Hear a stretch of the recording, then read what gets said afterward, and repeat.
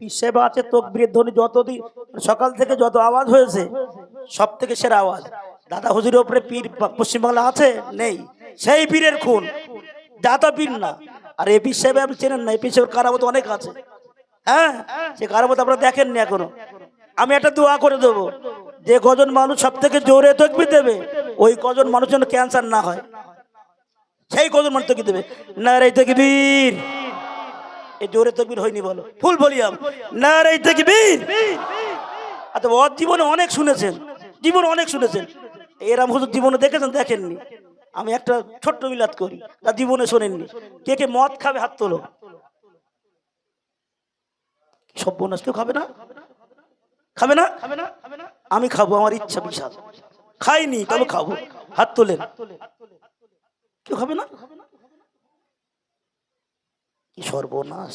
এই বাগবেড়ে একবার জলসা করে গেছি, আর আজকে আমার অত্যন্ত প্রিয় বন্ধু, তার মেয়ে এখানে পড়ে, আমার বাকিবুর ভাই, ওর সাথে এসেছে। ও বললো ফুরফুরা সেদিন গিয়েছিলাম, দেখে বললিছে আমার সঙ্গে গিয়েছিল, বলে হুজুর যেতে হবে, আমি যাবো, সেই উদ্দেশ্যে আসা। আর আমার অত্যন্ত প্রিয় পীর সাহেব, এই পীর সাহেব আমার বাড়ি গেছে, আমার মাদ্রাসায় গেছে, দোয়া করে এসছে। দাদা পীর সাহেব না, আমার মাসায় গেছে আর বলেছে এই মৌলানা তোর মাসে ফিরিয়ে আসবো জেকের করতে। এ দাদা পীর সাহেব না, বলতে ফিরিয়ে আসবো। একবার ফিরে ঘুরে এসছে। আমি যে কথা বলছিলাম যে মদ আপনারা কেউ খাবেন না তো, আচ্ছা পরে যেন হাত তুলবেন না। আমি মদ খাবো বলেছি, বিশাল আশা। শুধু আমি নয়, এ মদ খাওয়ার আশা আমার থেকে বেশি বড় ছিল দাদা পীর সাহেব, তার থেকে বড় ছিল বসিরহাট পীর সাহেব, তার থেকে বড় এই মদ খাওয়ার আশা খাজা সাহেব ছিল। বিশ্বাস হয়? আছে? কেউ বিশ্বাস করে না। সবাই নামাজ পড়তে বলে, রোজা করতে বলে, আর মদ খেতে কেউ বলে না। আমি খেতে বলছি, তবে আজকে নয়। এ মুসলমান শুনে রেখে দেন, মদ আজকে যারা খায় তাদেরকে আমরা মাতাল বলি, তারা হারামখোর বলি। শরীয়তের পরিভাষায়, কোরআনের পরিভাষায় মদটা খাওয়া হারাম। না না না, আমি আজকে দিনের মদ আপনাকে খেতে বলিনি। আজকে মদ খেলে আপনাকে নাপাকি বলবে, আপনাকে হারামি বলবে, আপনাকে মাতাল বলবে, আপনাকে নাজায়েজ কাজ করার অধিকারী বলবে, আপনাকে কোরআনের বিধানে সাজা দেওয়া হবে। আমি যে মদটা খাওয়ার কথা বলছি শরীয়তের বিধানে আছে, ওয়াসাকাহুম রব্বুহুম শারাবান তাহুরা, যারা জান্নাতে যাবে একমাত্র তাদের জন্য শরীয়ত বিধান করেছে ওয়াসাকা, পান করা হবে রব্বুহুম আল্লাহর পক্ষ থেকে শারাবান মদ, তাহুরা পবিত্র মদ, পাক মদ, দুনিয়ার নাপাক মদ নয়, হারাম মদ নয়, যে মদটা জান্নাতে যাওয়ার পরে খাওয়া হবে। বলুন কোন ইমানদার, কোন আল্লাহর ওলি আছে জান্নাতে যাওয়ার ইচ্ছা নিকার আছে?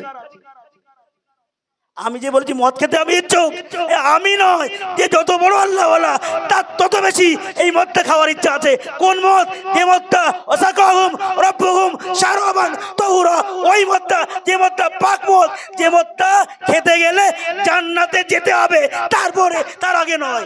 এই মদটা খাবেন কে? কেবল হাত তুলুন। খাবে না? খাবে না? এখনো বুঝতে পারি মনে হয় জান্নাতে গেলে এই মদ খাওয়া হবে, পাক মদ। যাই হোক, আমি আর বিলম্ব না, ছোট্ট একটা হাদিস, আসসালাতু মিফতাহুল জান্নাহ, জান্নাতটা তালা দেওয়া থাকবে।